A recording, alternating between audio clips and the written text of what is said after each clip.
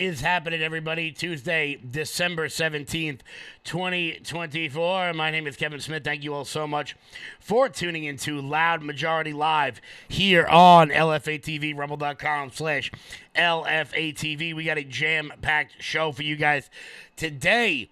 CNN assists in the freeing of a war criminal in what can only be described as an obviously staged photograph. CNN really doing yeoman's work on that one in an obviously staged photo. We're going to break down the video of why this is clearly BS. Also, the residents of Chicago a little upset at Mayor Brandon Johnson, and these people are incredibly mad. They are incredibly mad not only at the migrant issue in the city of Chicago, but in the fact that Brandon Johnson continues to tax them in order to pay for illegals. Seems like a familiar story, just a different location. This comes as the Biden administration begins to sell off portions of the border wall right before Donald Trump takes office. Why would they do such a thing? Why on earth would they do that? Particularly as Tren de Aragua has now been taken into custody in Aurora, Colorado. 13 members of that alleged group have been taken into custody. Nothing to see here. Nothing to see here. Don't look over here, guys. Also, and we're going to talk about drones. You guys probably aren't going to like my take on this, but such is life. Such is life. Before we get started with that today, guys, do me a favor and hit that thumbs up button. Share the video out all over the place. We are rocking and rolling today. Also, once again, if anybody's going to be at Turning Point USA in Arizona this week, do come and find us. Myself and Mike Crispy will be fluttering the halls of Turning Point USA for the next week or so.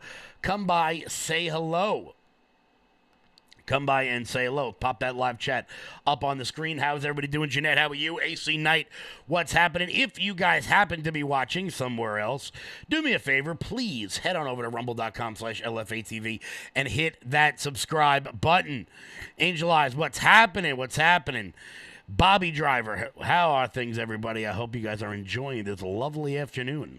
Lovely afternoon here in the frozen Northeast. I cannot wait to get to the desert. I cannot wait to get to the desert. Listening in DeMonte, Indiana. Well, hello. Hello in Indiana. Also, really excited about Turning Point USA because I plan on bringing a whole bunch of guests on from Turning Point. I know a bunch of people that are going out there. Some key influencers doing some big things all over the country. Can't wait to introduce you guys to them. That's going to be super fun. Also, Mike Crispy and myself have a plan for all of you. Kittenhead, what's up? What's up, Jay Lee? How are you? Let's get moving and grooving here. So, CNN, haha. The clown show over at CNN was on the ground, and this story's a couple days old, but I wanted to make sure I brought it up to you guys because I find it absolutely hilarious. Not only because it just shows the incompetence of the people over at CNN, but it shows you that the media will do just about anything to get a story, even if they have to fabricate it. So last week, the Assad regime fell in Syria. Now, for the people of Syria, I'm sure this is a net positive. I'm sure many people over there are very happy about it. I'm sure the warmongering establishment in America is very, very happy about this, as they would all see us die over in Syria. Now, before I even get to any of this, I've got to caveat some stuff here, because some idiot over at Patriot Takes will probably cut this at some point in time. Bashar al-Assad, bad guy. Very bad man. Very, very bad man. Super duper bad man. All right, so now that we've gotten the obvious out of the way, I don't know why this is my problem. I don't know why America has to stick its nose in here. This seems like a conflict for the people of Syria. But yet CNN was on the ground covering this because, to be fair, it is a world event. CNN wants to be on the ground to cover these sorts of things. And they went to a prison where all the people had been let out of the prison by this new ruling regime that has taken over Syria. Now, we can ignore the fact that the new people who have taken over Syria seem to be headed up by Al-Qaeda. Nothing to see here. No big deal. No big deal. Nothing to worry about here. Nothing to worry about here at all, except, the 2 decades long war that we fought against those people. But people seem to be very, very excited about this. So Clarissa Ward over at CNN decided that she was going to, go to the prison to see what all was happening over there. And they found a cell that still had a man inside of it. So one of the people they were with decided to shoot the lock off the cell. Now, after you have just freed a prison following the takeover of a country, and you find one person remaining in their cell, one would think that you might leave that person there, but not CNN. No. He was CNN. Clear if there is something under the blanket. Oh, it moved. Is there someone there? I thought I saw it move. Is someone there? Or is it just a blanket? I don't know. I think it's someone. Hello? Okay, it's just a little.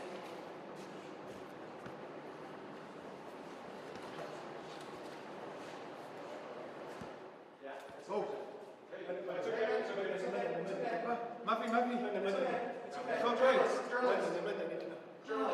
I'm a civilian, he says. I'm a civilian.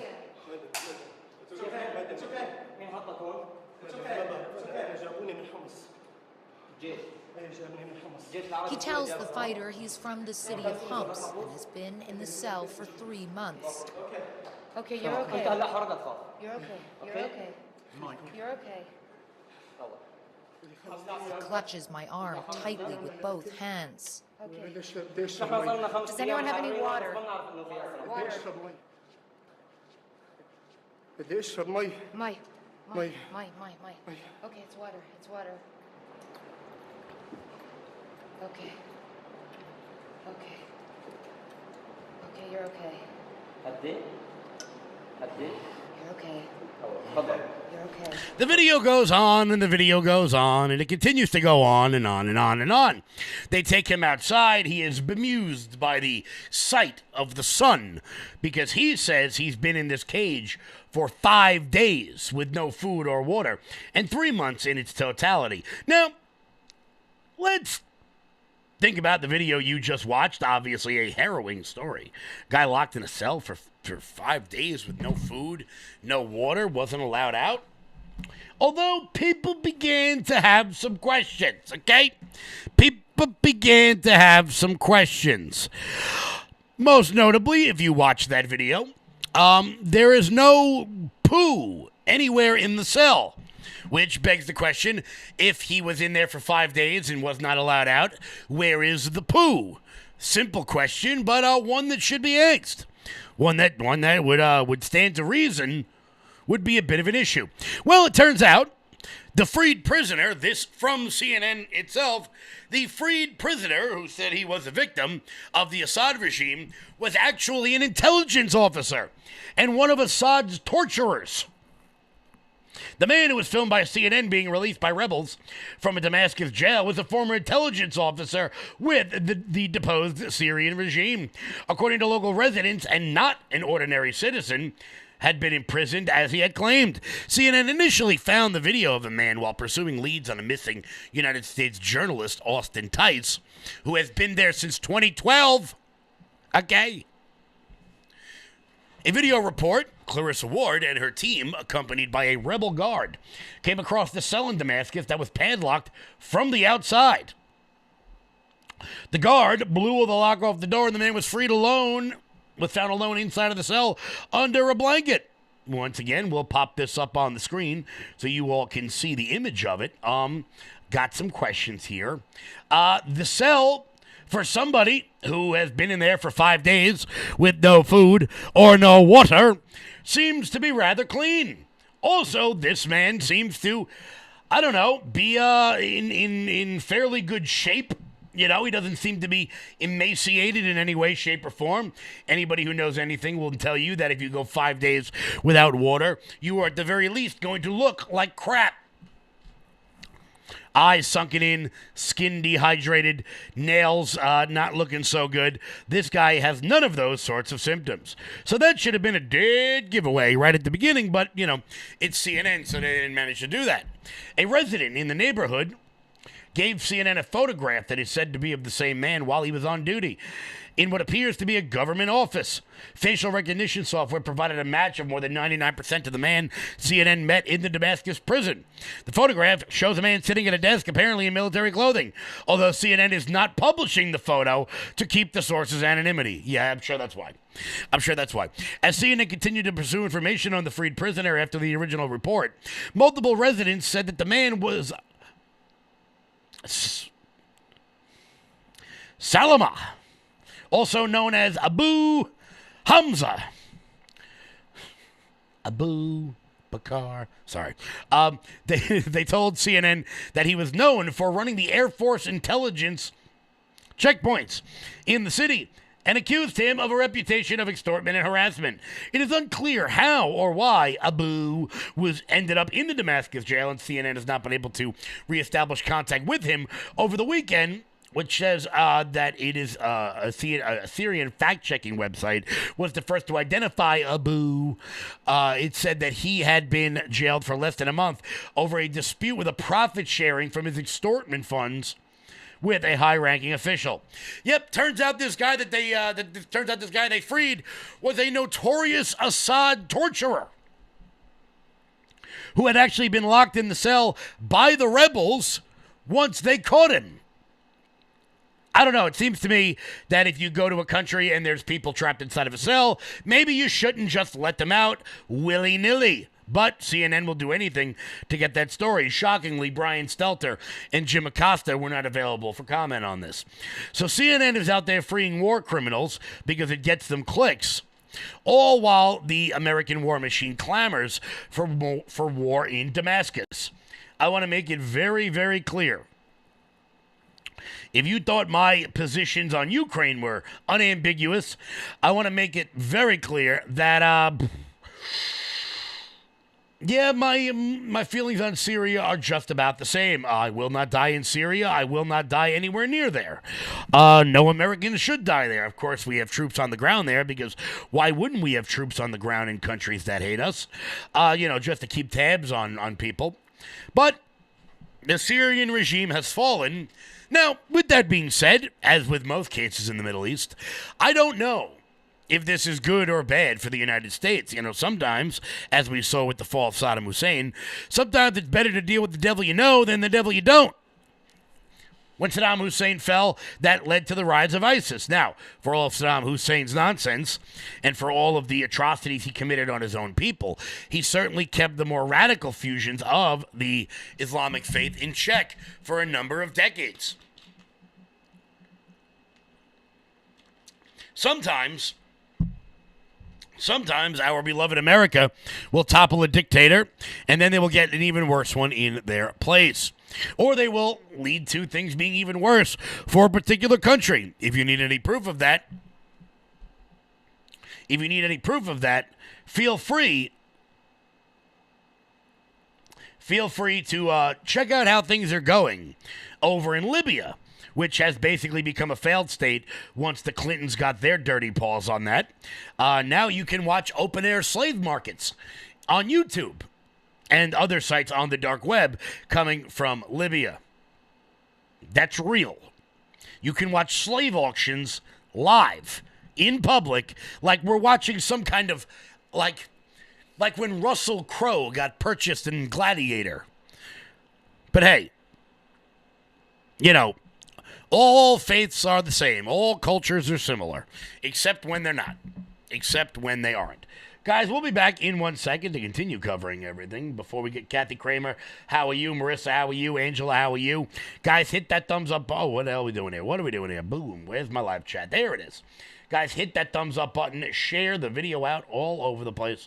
Oh, I like the new pinned message up here. I like it. Boom. Can we see it on the screen? Yeah, guys, hit that Rumble button. Share the show with all of your friends. Let's help get us to 100,000 followers, because something very special happens at 100,000, I hope. I'm told. We'll see. We'll get to that. Slim, what's happening? There is a light reflecting off your face. Yes, that's coming from my window. That has to get fixed. Thank you for pointing that out. Thank you for pointing that out. It's every time I lean forward. Every time I lean forward. Sagan, how are you? Masshole Patriot. You know what? You rock. You rock, bro.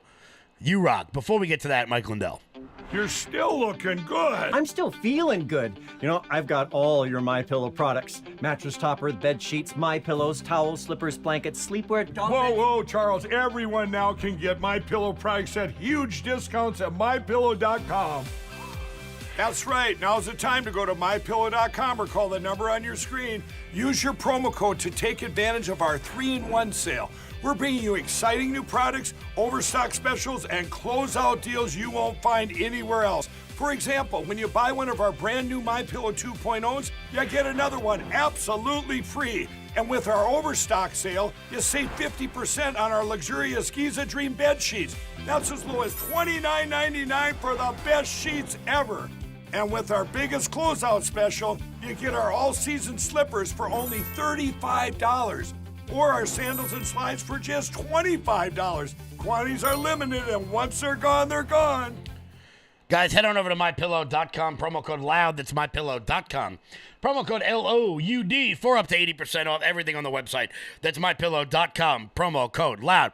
Support the people who always support this show. And, of course, that is the great Mike Lindell by going to MyPillow.com/LOUD. Pick up all their discounts today. If you guys get your stuff today, it will definitely come in by Christmas. So make sure you guys pick that up today. Also, breaking at this hour, it would seem our friends to the north may be getting an upgrade. As it remains possible that America's 51st state may be getting a new governor. That's right, Canada's Justin Trudeau is battling right now for his job after his deputy prime minister has resigned. So our snowy friends to the north are in a little bit of a kerfuffle right now as they try to oust Fidel Castro's son, Justin Trudeau. The bombshell resignation of Canada's deputy prime minister is stirring new calls for the resignation of Justin Trudeau, whose rock-bottom popularity is plummeting further following opposition attacks and the U.S. President Trump's tariff threats. Christina Freeland, after nearly a decade of being at the prime minister's side, has made a surprise announcement on Monday after disagreeing with her boss over Trump's tariff proposals. Donald Trump saving the world one country at a time before even taking office. The move marked the first open dissent against Trudeau from within his cabinet and has emboldened his critics. Doug Ford, the Prime Minister of Ontario, I think he's the one whose brother got caught smoking crack, right? Wasn't that him? Says, as a country, we have to project strength and unity, and it is chaos right now up here in Ottawa. Yes, it is. Well, get rid of Justin Trudeau, and that sort of thing won't happen. When the news broke, Canada's provincial premiers were meeting about Trump's threat to impose 25% tariffs on Canadian imports, saying, quote, "This is not the best time to have a power vacuum," Alberta's Premier Danielle Smith said. "I'd be looking at this wondering who the next leader is going to be and whether the political upheaval in Ottawa will derail Canada's approach to Trump." As I said, Donald Trump continuing to save the world one country at a time before even taking office. In a resignation letter, Freeman said that the country faces a grave challenge. More than 75% of Canadian exports go to the United States, and nearly 2 million Canadian jobs depend on trade. You're right. Which is why the tariffs will work. For America, because we, here in these States United, are promoting an America First policy. I don't mean to be rude to our hockey players north of Michigan, but you know what? As President Trump said, if you can't run a country without ripping off the United States, maybe you ought to just become part of the United States. Seems like a fairly obvious and good point to me. Now, do I want Canada to become part of America? Absolutely not. Way too many liberals up there. Way too many people riding on mooses or drinking syrup or whatever the hell it is you people do up there. I know we've got some Canadians here. I cannot wait for Prime Minister Pierre Poilievre I mean, I know I'm saying his name wrong, and that's not out of disrespect. I just don't know what it is. The guy, the handsome guy with the glasses. I cannot wait for him to be prime minister, have a conservative running up there in our snowy areas to the north. Perhaps Canada could fix their trade policies. We don't have to implement these sorts of tariffs. A member of the Liberal caucus one of the members of the Liberal caucus told reporters about a firing of the finance minister who had served you extremely well is not a way to call a trustworthy move. Of course, Justin Trudeau has gotten rid of his finance minister up there on the heels of a finance report coming out where it's not going to look too good for the Canadians. It's not going to look too good for them and their future prospects. The part of it that I find to be even more hilarious is that right after the finance minister resigned, the person who immediately took that job next resigned immediately. That's how bad things are for our syrup-laden hockey players up to the north. Everyone from the TV show Letterkenny is on their way to America. Things are not looking good for our Canadian friends. Now, I'm sure many of you are asking, Kevin, why do I care about Canada? I live in America. And that is a very real question. Well, it turns out if your neighbor's house is on fire, that might be something you should care about. And right now, it would seem the home of all Canadians are on fire, whether or not it has to do with this ridiculous carbon tax that he wants to put forward, or just a shakeup in the Canadian Parliament. I wish Canadians well, and I hope you all make the right decision. If Justin Trudeau had any stones at all, he would call for a no-confidence vote. I'm sorry. If Justin Trudeau had any stones at all, he would call for a carbon tax election and see which way it's going to go. If any of the members of his caucus had any stones at all, they would call a no-confidence vote on Justin Trudeau and allow the people of Canada to decide for themselves. But nobody believes that's going to happen. Nobody believes that's going to happen. Something else most people wouldn't believe is happening is Joe Biden down here in America. Obviously, immigration affects all of us, regardless of where it is you live. Joe Biden has begun selling off parts of Donald Trump's border wall. Before we get to that, the biggest benefit, honestly, has been with my skin. Skin was more hydrated, more radiant. This is the best superfood that you could take. It has all the essential nutrients you need for your skin, your gut, energy, focus, mood, performance. My hair has gotten so much thicker ever since taking this. I used to have a probiotic, a green juice that replaced it all with this Armra colostrum. It is amazing. You gotta take it. If you want to try it, try armra.com.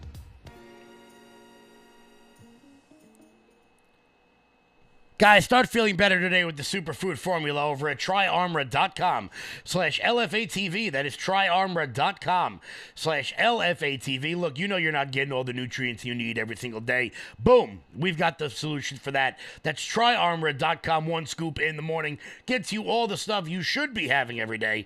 But let's face it, you aren't. You're just not.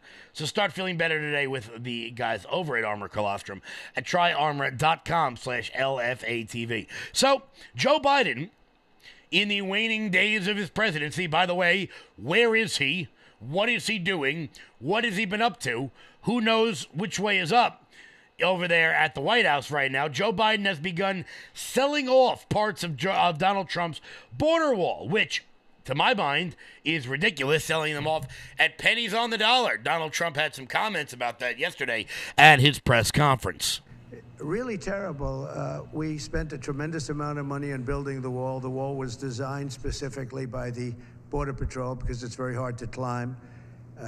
They need to have see-through. They need it to be steel because you can't cut. It's very powerful steel. It's very hard steel. It's a special type of steel, but very, very hard to cut. Inside the steel, as you know, we pour concrete, and that's a grade 10 concrete, which is a very strong concrete, very as though you were building about a 60-story building. It's very powerful concrete. They've made tremendous technology advances in the word concrete. Who would think that? But I know that from the construction industry.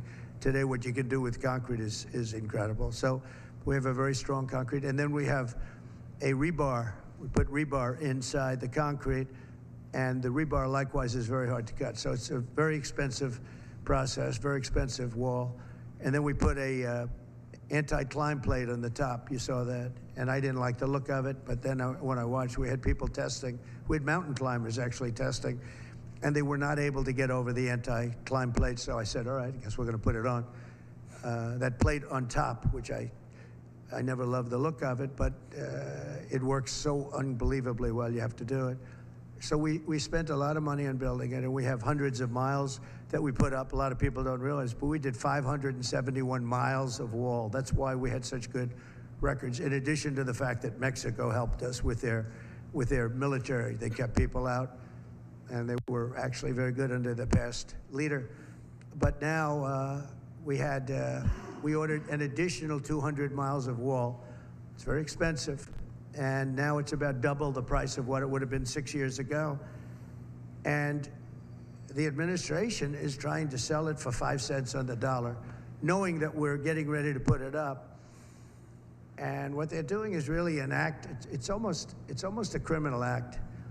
They know we're going to use it, and if we don't have it, we're going to have to rebuild it, and it'll cost double what it cost years ago, and that's hundreds of millions of dollars, because you're talking about a lot of wall.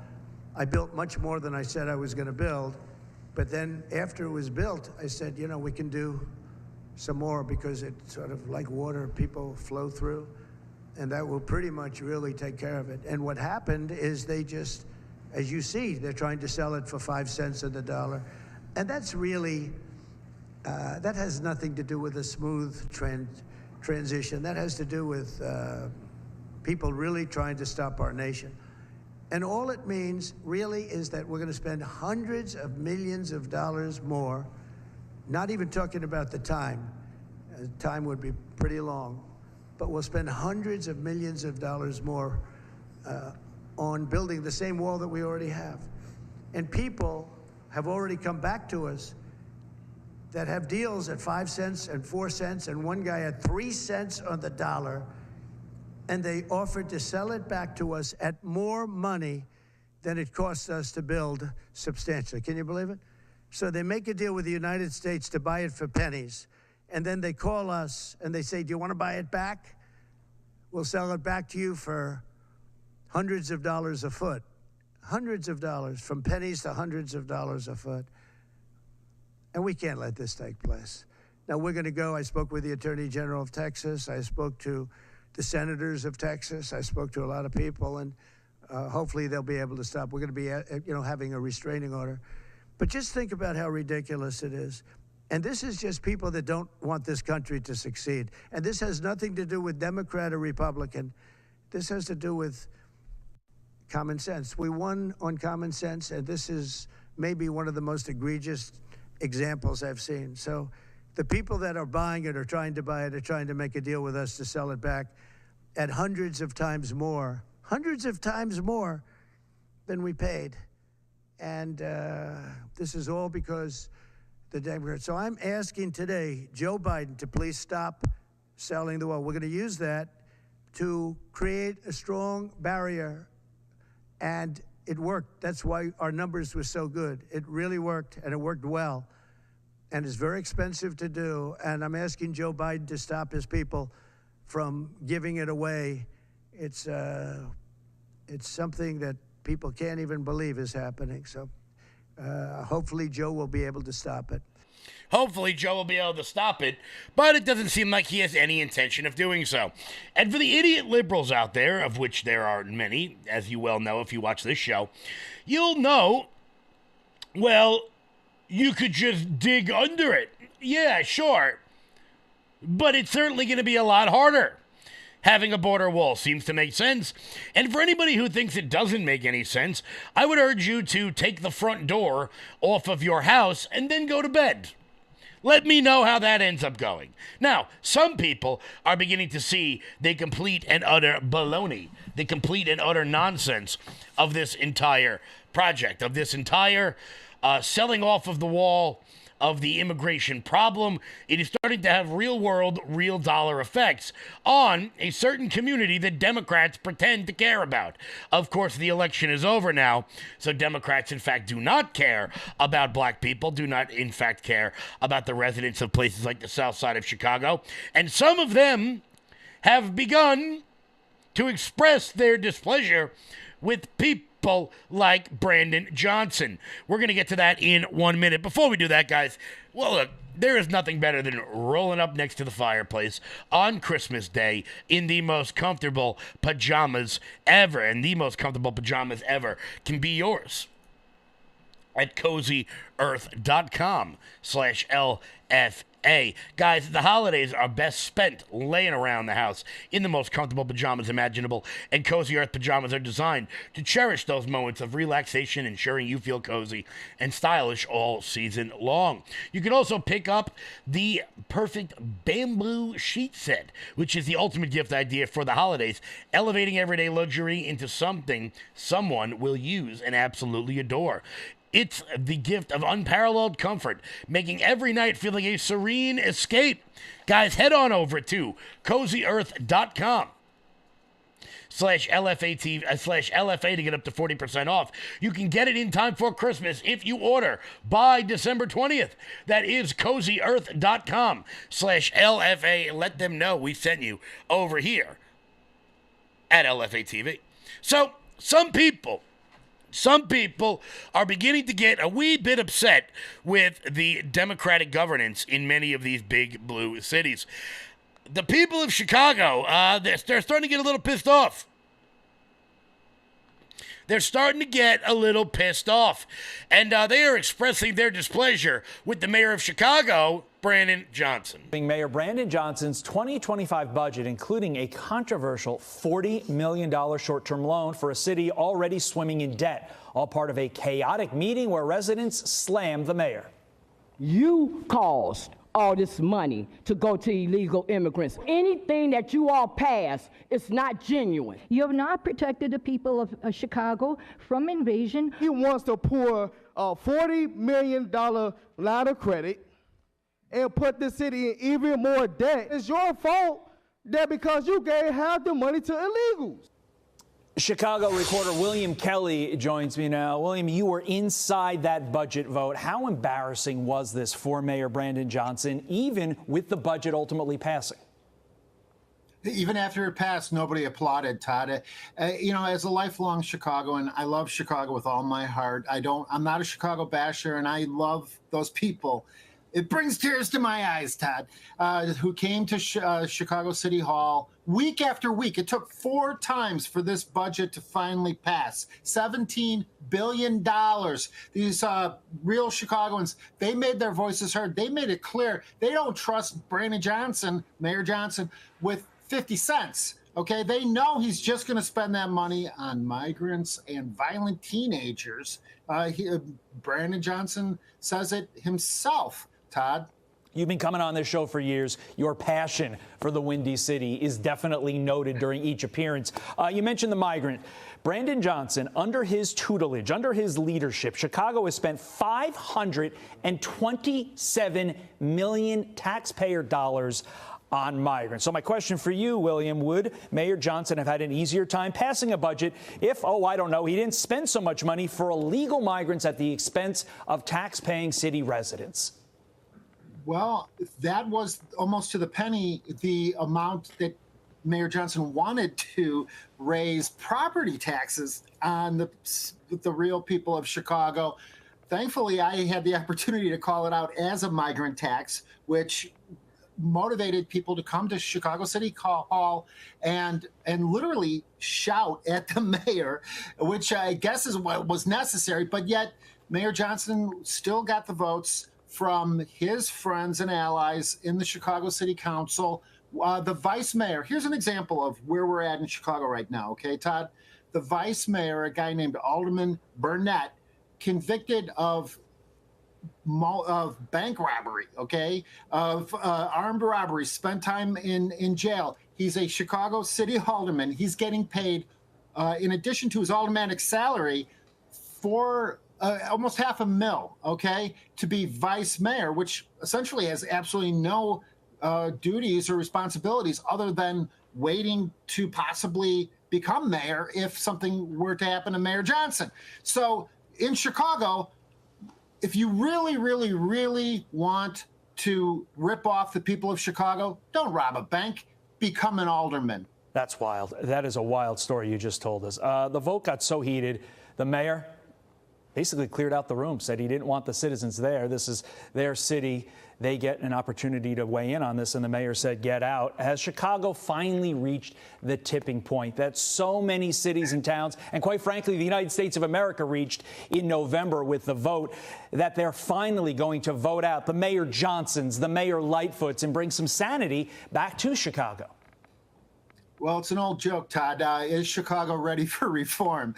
And the fact is that it might just be, because we see this money going to migrants. I did some math myself, okay? Mayor Johnson has 100+ staffers. They're all making 6 figures. Many of them have become notorious as a result of, at William J. Kelly on X videos where I literally have to chase them down the hallways of City Hall to talk to them. One of them in particular, Kennedy Barkley, is famous for saying F the pigs, okay? This is what I guess her number one qualification for becoming a Mayor Johnson staffer, okay? 100+ staffers, wow. 6 figures apiece, adds up to millions upon millions of dollars out of the pockets of real Chicagoans. Yeah, I think it might be, Chicagoans might be ready for some real change, some real reform, Todd. Yeah, and despite everything you just said, the mayor wants to pay for all that, pay for the migrants, pay for those ridiculous salaries by raising taxes on property. That is wild. William J. Kelly, thank you. Glad that is wild. But could it be that America's bluest area, the city of Chicago, that has not had a Republican mayor in more than a century, might be hitting its breaking point? I see it happening. I see it happening all over the place. All over the place in America. People are fed up with this. The people of Chicago, the people of the South Side are struggling to begin with. And the fact of the matter is, Brandon Johnson attempting to raise property taxes the exact same amount that he is currently spending on illegal migrants lets you know that he thinks his voters are stupid. That his voters aren't going to notice that this is happening. People are having a hard enough time getting by. And many of them are showing up and showing up in great numbers. I tell everybody who watches this show, doesn't matter what you are, up, down, black, white, center, right, or left, make sure you show up to your city council meetings. Make sure you show up to those, because you may live in a place like Chicago where you get to tell the mayor of your city that he's an asshole to his face, like some of these people. Good afternoon, ladies and gentlemen. Good afternoon. You spent over $574 million on illegal immigrants here in Chicago, Illinois since 2022. Now, you still feel like you have to harbor these illegals, which is not a good idea. And in my personal opinion, I don't think it's a good idea to challenge Tom Homan on this, because he's trying to clean up our cities, Mr. Brandon Johnson. Now, let me just remind everybody here that Brandon Johnson is terrible with the budget. How is this $40 million credit line is gonna work exactly? Because the key word is credit. So how much will we be using from this $40 million? And the real question is, how much will we be paying back? Now, you want to sit here, you and J.B. Pritzker want to puff out your chest and fight Tom Homan. We need Tom Homan here in Chicago. We need Donald Trump. And I don't want to see people like Pam Bundy and Kash Patel, haul you up out of here and become prosecuted. I don't want to see that happen. But they will do their job if they have to, Brandon Johnson. Now, we are $1 billion in debt. That's absolutely insane. Kamala Harris, she spent $1 billion on her campaign less than a year, and she's $20 million in debt. So it's looking like Democrats are bad with money. Now, you ignored me for 10 to 15 seconds last time I was speaking, and I really did not appreciate that at all. But I got a Christmas present for you. Let's remind the people of Chicago that Brandon Johnson spent $32,000 in campaign funds on haircuts and makeup. So I got an early Christmas present for you, Brandon Johnson. This is some makeup for you right here. You got some rouge, you got the makeup brush right there, so you can save this people some money for crying out loud. Now, let me tell you people, I'm gonna be serious here. We need to start voting different in these cities like New York and Chicago. Stop voting these people in. It's not Democrat versus Republican anymore. It is populist versus establishment. It is the populist versus the establishment. Stop letting them trick you into the race baiting when it comes to Brandon Johnson. Oh, black people need help too. Trump wanna hurt black people. What are you talking about? We're legal here. We are legal. Now, I'm trying to be nice about this, and Mr. Brandon Johnson, I do respect you in a little bit of way because you're trying the best that you can. I really want to believe that, but listen, man, you got a 14% approval rating, so the people is looking like they're telling you that you're fired, man. So I'm just humbly asking you, Brandon Johnson, to please come up with something that's reasonable by the end of this year, because I don't want to see a government shutdown, Mr. Brandon Johnson. Please do your job. I don't care if you're black. Chicago needs to get rid of DEI. I don't care if you're black. Can you do the job? Can you do the job, Mr. Brandon Johnson? And it's looking like you can't do the job. So please don't fail us. Thank you very much for your comments.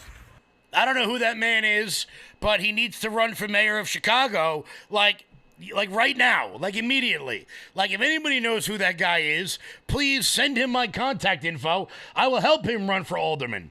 First off, anybody with the stones enough to make fun of their mayor for getting $500 haircuts and rouge on his face, I think that's just, it's just funny. Maybe I'm being immature, but it's just funny.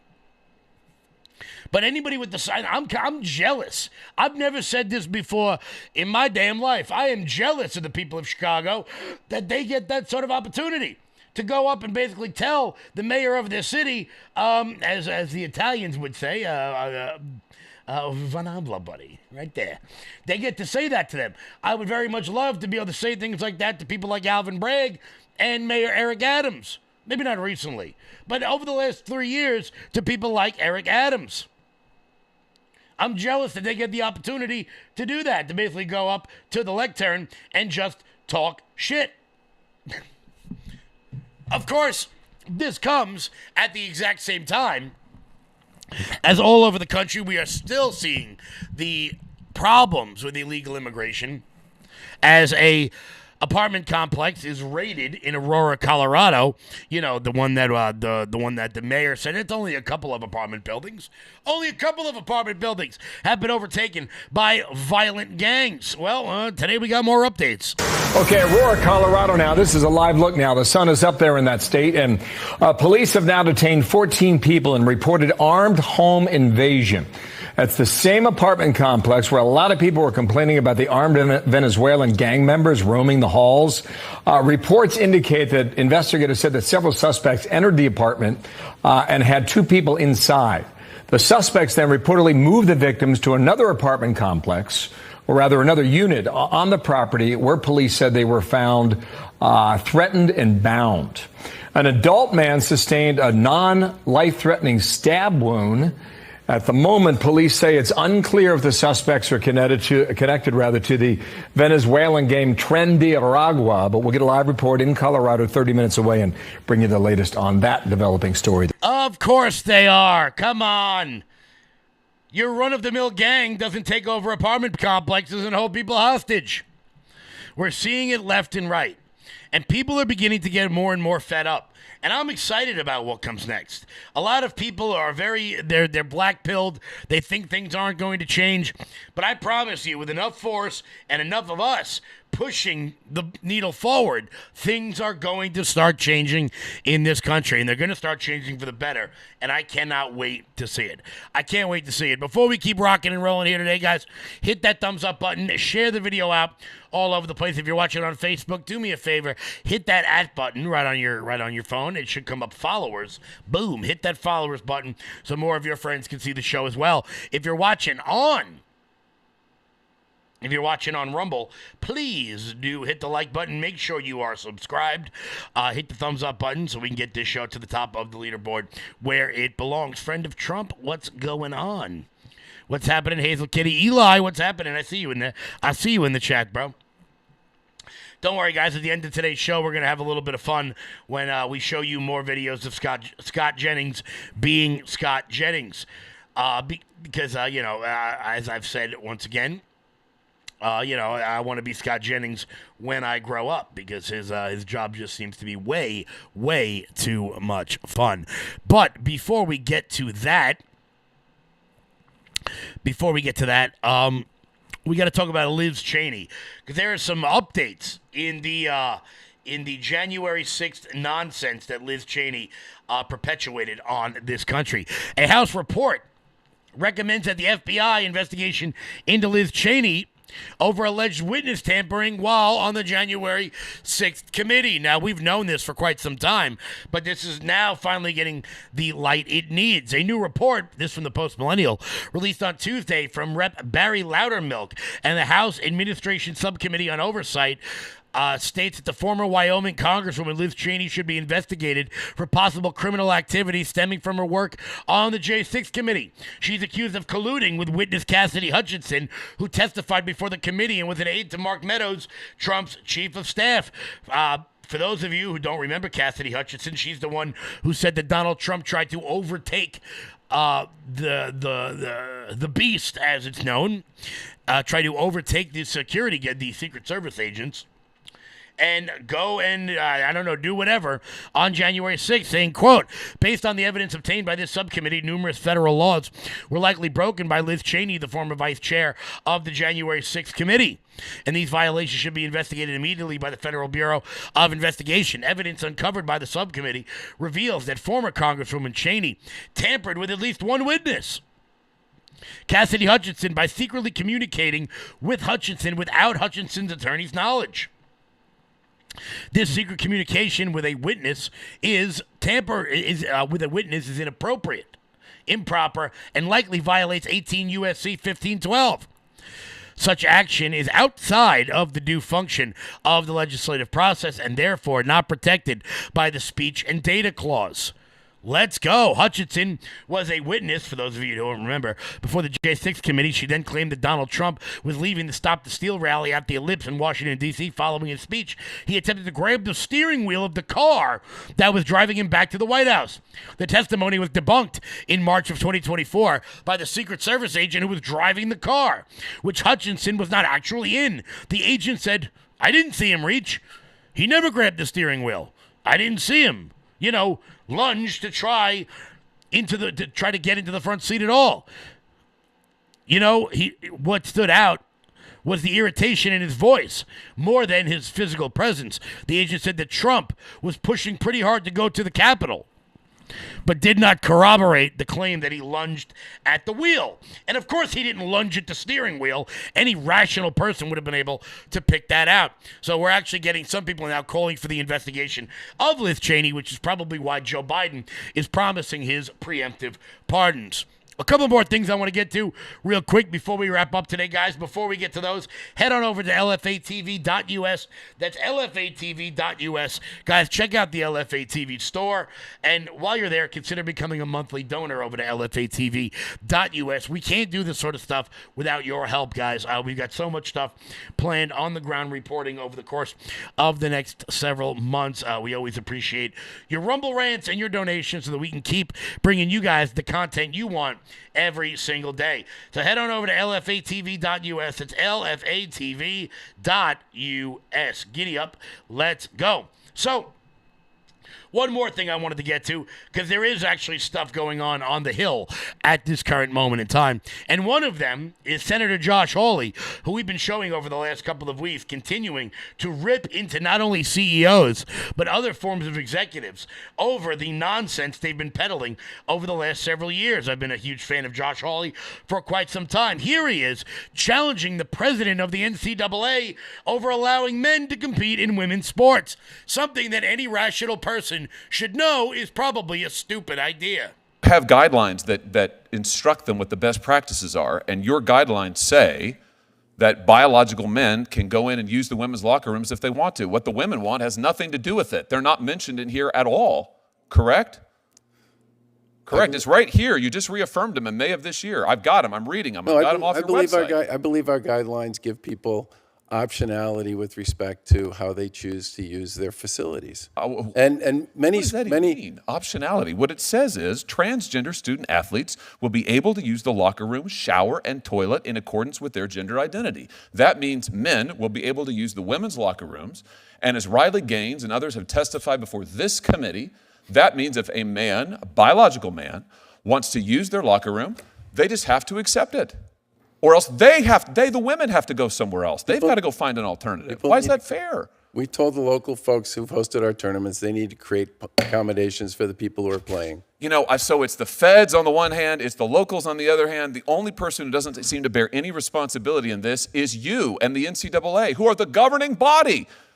And your testimony here today is you're not even subject to Title IX. Mr. Baker, I can't tell you how disappointed this makes me, but not just disappointed, frankly, infuriated for the student athletes who are suffering because of your policies, and you won't even defend them. You won't even take responsibility. It's outrageous. It's totally outrageous. He won't defend them, but he will certainly cash in all the checks that the NCAA seems to get. Of course, for those of you who have known me for quite some time, you know that I think the NCAA is one of the biggest rackets on planet Earth. You know, most students who go through this actually do not receive educations. If you've ever known a collegiate athlete, particularly in college football, you know that many of them are just shuffled through so that they continue to make money for the universities while actually not getting virtually anything in return. Now, that's what they signed up for. I wouldn't expect them to come out Rhodes Scholars, but you would think they might get something out of it. While guys like Nick Saban get $100 million contracts. Now, do I think Nick Saban deserves $100 million? Sure. He's the best coach in the history of the NCAA. But the fact that the student athletes tend to get nothing, the higher earning ones, basketball, football, depending on where you live, baseball. Now we're at a point where the student athletes who actually do rely on the education in some of the less profitable but still as important sports like swimming, volleyball, are forced to suffer with radical gender policy by men who suck. By men who objectively suck at their sport. So they go and become women. Because if they were any good, they wouldn't do that. I'm talking to you, William Thomas. I was actually hanging out with Paul Scanlon the other day, who had to deal with that sort of crap. I'm working on getting Paul on the show to talk about this. Because it is... I am at a point now, when it comes to this radical gender policy, that I almost feel lucky, in a sense. Because I can go up to a person, and I can find out whether or not they're a dumbass in basically one sentence. Can women have penises? Because if you can't answer that question, then I'm sorry, I'm not going to listen to you when it comes to your ideas about economics or your ideas on how to fix the climate of the planet. If you can't come up with that basic answer, then I don't really need to listen to you about anything else. I think that's a pretty fair assessment. If you think that women have penises or that men can become women or women can become men, then I don't really need to hear from you on any other topic. One more person we need to continue to hear from over and over and over again as often as humanly possible is, of course, Scott Jennings. We're going to get to that in 1 minute. Before we do that, guys, head on over to loudmajorityusa.com. That's loudmajorityusa.com. Sign up for our newsletter. Check out the shop. That is the best way to support the Loud Majority and everything we've got going on. So much fun stuff we've got happening. I've actually been in talks with some people about traveling the country over the course of the next year, promoting activism throughout our beautiful country. I was in talks with somebody from Nebraska the other day about coming out there to the Cornhusker State, doing some voter registration stuff. Don Bacon, we're coming for you. So head on over to loudmajorityusa.com, sign up for the newsletter, check out the shop, order today to make sure your stuff comes in by Christmas. Obviously, as I said, I will be away at Turning Point USA, so I want to make sure I get you guys everything you order in time. As we wrap up today, guys, it's Scott Jennings, so let's have some fun. I think there's a number of things going on today. Number one, RFK hit the right note on Capitol Hill on the polio vaccine. Polio vaccine's fine. The boss, Trump, laid down the marker. We're not touching the polio vaccine. This was a frenzy over the last few days. This was totally put to bed today. So that's number one. Number two, if I were in their shoes, I would just simply say everything we do is going to be based on science and evidence-based decision-making, because that's all anybody really wants to hear. And if I were further advising RFK and Donald Trump on vaccines or anything else, I would say, I'd like for science to go back to be science. Because during COVID and during the last few years, science became religion. You know, when we're putting people up on pedestals and making prayer candles with their image on it and sewing pillows with their face on it, that's no longer science. That became a religion. So if I were in their shoes, I would say science is going to rule, evidence-based decision-making is going to rule, and that's how we're going to make all our decisions. I also think it's important for us to remember, why are we here at all in this moment where people are questioning the public health regime? And it is all out of COVID. Everything comes from COVID. Things we were told that weren't true, things about the vaccine that we were told that weren't true. This has caused people, in the past, folks might have just accepted this sight unseen. Now, I think it's legitimate for Americans to say, are we being told the absolute truth by the supposed experts? I don't have a problem with those questions. But millions of school children, millions of people's small businesses, millions of lives were totally upended on things that ultimately we deeply regret. But it wasn't necessarily all because of science. And I think what we It was do because a we were lot of lied time, to about the science. Well, I mean, They made it up. well, let me just say this. 6 feet, If made I up. would have Made up. Maybe we don't trust people because they continue to lie to us. Once again, when I grow up, I want to be Scott Jennings. Guys, Will Johnson is coming up next with the Culture Wars. Make sure you keep it locked in here. For that, I will be back live tomorrow. 1 p.m. Guys, hit the thumbs up button on the way out the door. Thank you all so much. LoudMajorityUSA.com. Boom. See you tomorrow, guys. Stay loud.